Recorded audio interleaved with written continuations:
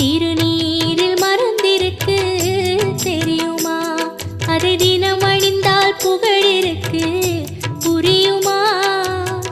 கந்தன் திருநீரில் மறந்திருக்கு தெரியுமா? அதை தினம் அணிந்தால் புகழிருக்கு